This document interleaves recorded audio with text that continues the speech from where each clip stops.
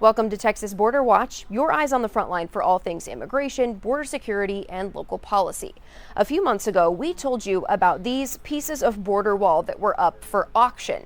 It sparked a whole firestorm.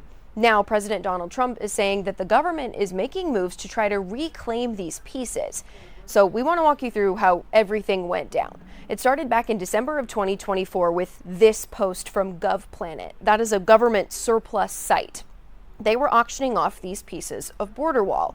People were not happy about this. The Department of Defense, though, told the media that they had to use, transfer, or donate all excess wall construction materials under the Biden administration. This is because of the National Defense Authorization Act. If you have money allocated or if you have resources allocated for something and the law says you have to have it done by this date, you have to do it. So that's what they told us. But they also said that when they divided up all of the excess border wall materials, 60% went to authorized recipients like Texas, California, and Customs and Border Protection. And we did confirm that Texas did purchase some of those pieces. But the other 40% were sold to GovPlanet, meaning the government didn't own them anymore. Texas especially did not take kindly to this. Lieutenant Governor Dan Patrick posted in December saying that he was speaking to the governor about potentially purchasing some of that wall material. However, he then said the Texas Facilities Commission, which oversees the construction and maintenance of the border wall, they said that the material for sale was mostly junk and panels were covered in concrete and rust. So they didn't know how effective these pieces would even be. He even said they weren't sure if it was going to be worth the cost to ship these pieces from Texas to Arizona. Well, there's been an update now. We went several months without hearing anything. The site GovPlanet eventually took these listings down, but the president says they are now willing to work with the federal government to get these pieces back into use for border wall construction. They sold the wall. Now, this is expensive stuff. Hardened steel, very expensive.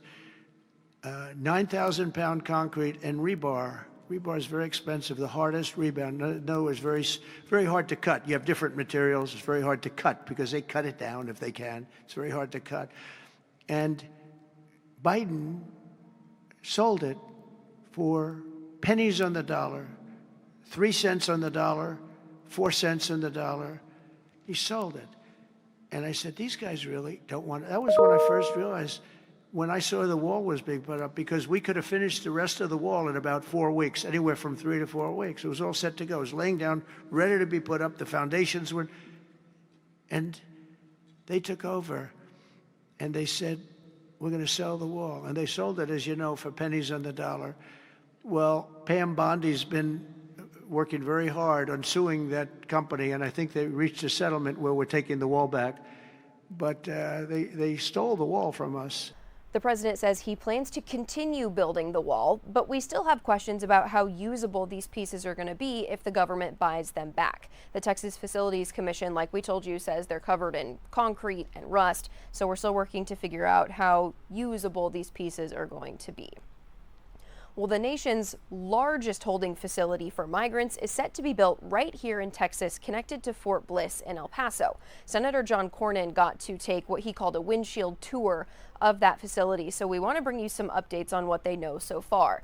This is from our sister station KFOX in El Paso. You can see the big facility that's being built here. It's not open yet.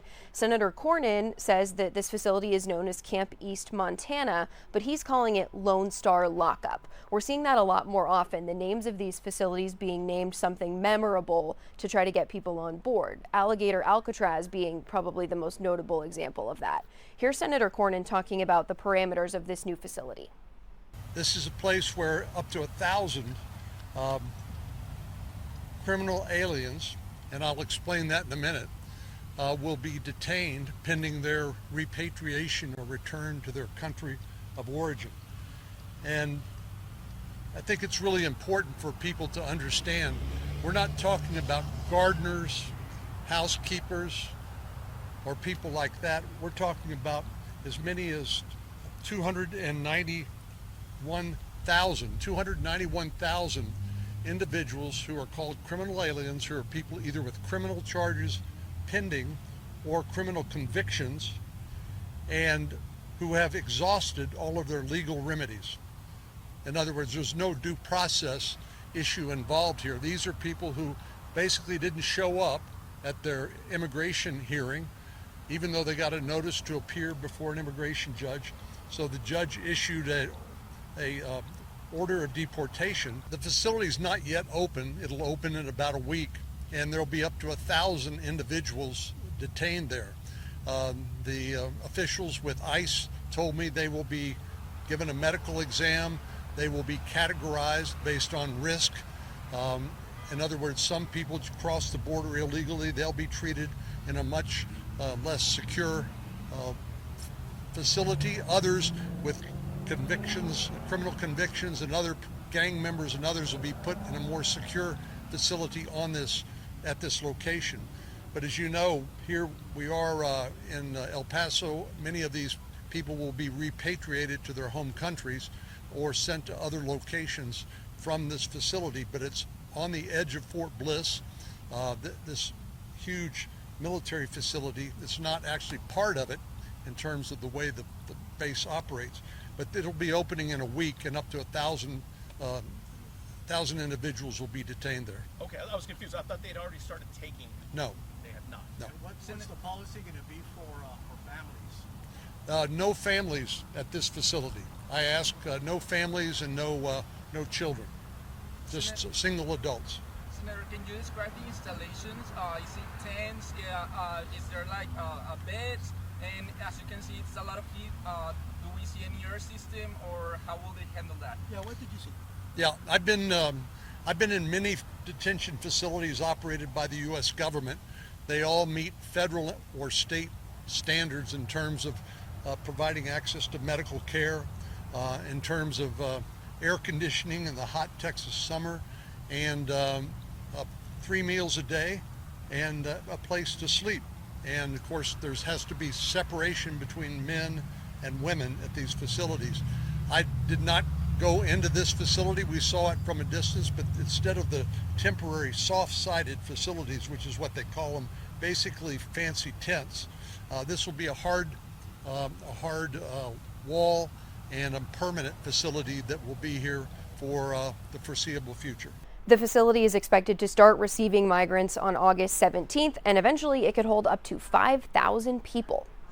We also have a new look at what some of the military resources on the border are up to, so we want to give you an inside look there.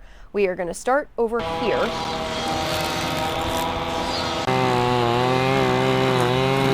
This is new video out of El Paso that shows U.S. soldiers clearing out brush near the border. The Department of Defense says this helps with visibility, and it can also help detect signs of illegal crossings. Now I want to show you this video. This is soldiers reinforcing the border wall and concertina wire, also near El Paso. You'll notice they're adding and looping this concertina wire near the top of the border wall. We've seen videos of people propping up ladders to get over the border wall, but they're going to run into this wire if they try to use that method in this case.